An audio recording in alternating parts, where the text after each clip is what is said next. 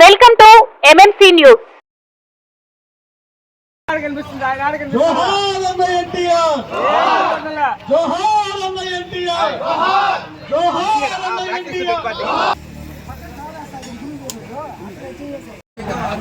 విశ్వవిఖ్యాత నట సార్వభౌముడు, తెలుగుదేశం పార్టీ వ్యవస్థాపకులు,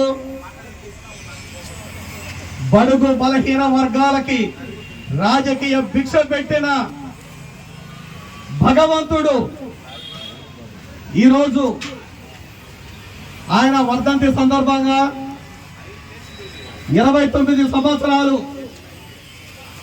ప్రతి సంవత్సరం అదేవిధంగా ఆయన చేసిన సేవలకి నివాళులు అర్పిస్తూ ఎన్టీఆర్ జోహార్ అన్న ఎన్టీఆర్ తెలుగుదేశం పార్టీ ఈరోజు ఒక బీసీ గాని, ఒక ఎస్సీ గాని, ఒక ఎస్టీ గాని మైకు తీసుకొని మాట్లాడే స్వేచ్ఛ వచ్చిందంటే తరతరాల రాజకీయ చరిత్రలో అది అన్న నందమూరి తారక రామారావు పెట్టిన శిక్ష అని ప్రతి ఒక్కరూ గుర్తుంచుకోవాల్సిన అవసరం ఎంతైనా ఉంది. అలాగే పార్టీ పెట్టే టయానికి అన్న నందమూరి తారక రామారావు మనసు ఎంత కలిసివేసిందో ఆనాటి రాజకీయ పరిస్థితులు దానికి అర్థం పట్టాయి.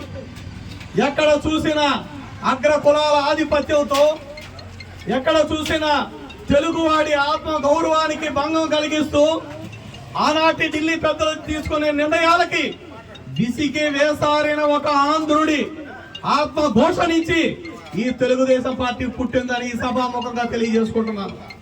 ఏ ఉద్దేశంతో అయితే అన్న నందమూరి తారక రామారావు గారు పార్టీ స్థాపించారు, ఆయన ఆశయాలకు అనుగుణంగా మన రాష్ట్ర ముఖ్యమంత్రి వర్యులు శ్రీ నారా చంద్రబాబు నాయుడు గారు ప్రతి క్షణం బడుగు బలహీన వర్గాల అభివృద్ధి గురించి ఆలోచిస్తూ నా రాష్ట్రం ఎలా దేశంలోనే నంబర్ 1 స్థానానికి రావాలంటే ముందు నేనేం చేయాలి, తర్వాత నా ప్రజలు ఏం చేయాలని ఆలోచించే ఒకే ఒక్క భారతదేశంలో ఉండే నాయకుడు నారా చంద్రబాబు నాయుడు గారు మాత్రమే. ఇంతకుముందు కొంతమంది నాయకులు చూసాం, నాకేంటి, నా మంత్రులకేంది, నా ఎమ్మెల్యేలకేందని స్వలాభాలు చూసుకొని దాదాపు 20 సంవత్సరాల రాజకీయ ఆంధ్ర రాష్ట్ర భవిష్యత్తుని వెనక్కి నెట్టిన చరిత్ర వాళ్ళది.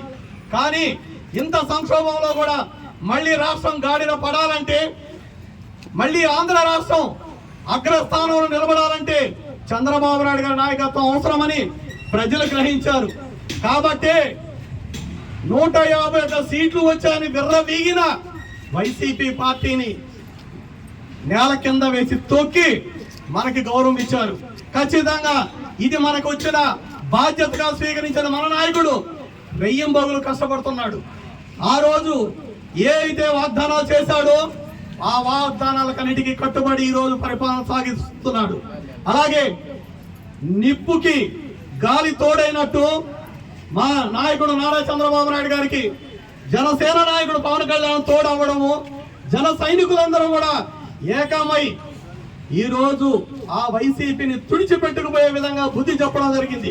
అదే విధంగా ఏ రోజైతే విజయాన్ని అందించారో ప్రజలు, ఆ రోజు నుంచి కక్షలు ప్రతీకారాలు అనేటి మా మనసులోకి రాకుండా చేసుకొని ప్రజల అభివృద్ధి కోసము, రాష్ట్ర అభివృద్ధి కోసం మాత్రమే ఆలోచించే నాయకులు ఉండే పార్టీ తెలుగుదేశం అని ఈ సభాముఖంగా తెలియజేసుకుంటూ, దీనికి నాంది పలికిన ఆనాటి మన నాయకుడు అన్న నందమూరి తారక రామారావు గారిని ఆంధ్రుడు బ్రతికున్నంత వరకు గుండెల్లో పెట్టుకొని చూసుకోవాల్సిన ఆవశ్యకత ఎంతైనా ఉందని ఈ సభాముఖంగా తెలియజేసుకుంటూ ఈ అవకాశం ఇచ్చిన పెద్దలందరికీ ధన్యవాదాలు తెలియజేసుకుంటున్నాను.